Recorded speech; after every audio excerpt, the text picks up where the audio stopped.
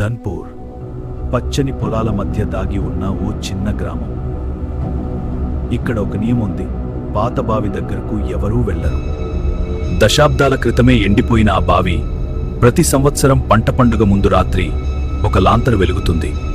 దాన్ని ఎవరు వెలిగిస్తారో ఎవరూ చూడలేదు. ఆ సంవత్సరం నగరం నుంచి వచ్చిన 16 ఏళ్ల ఆరవ్ ఆ కథల్ని నవ్వుకున్నాడు.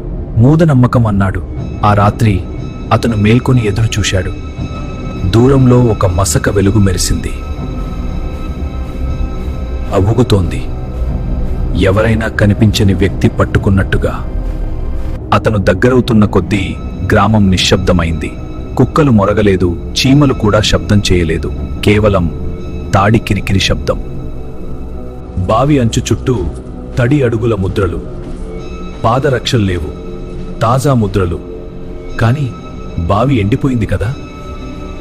బావి లోపల నుంచి ఒక గుసగుస వినిపించింది. నా నీళ్లు ఎవరు తీసుకున్నారు? ఆరవ్ పైకి చూశాడు. లాంతరు బావి రాతికి కట్టలేదు. అది మెల్లగా దిగుతున్న పొడవైన మెలికలు తిరిగిన జుట్టుకి కట్టబడి ఉంది. అతని వెనుక అడుగుల ముద్రలు పెరిగాయి. దగ్గరకు రావడం లేదు, అతన్ని చుట్టుముట్టుతున్నాయి. లాంతరు ఒక్కసారిగా ఆరిపోయింది. మరుసటి ఉదయం లాంతరు అతని ఇంటి ముందు కనిపించింది. ఇంకా వేడిగా ఉంది. మరి పాత బావి మళ్ళీ నీటితో నిండిపోయింది.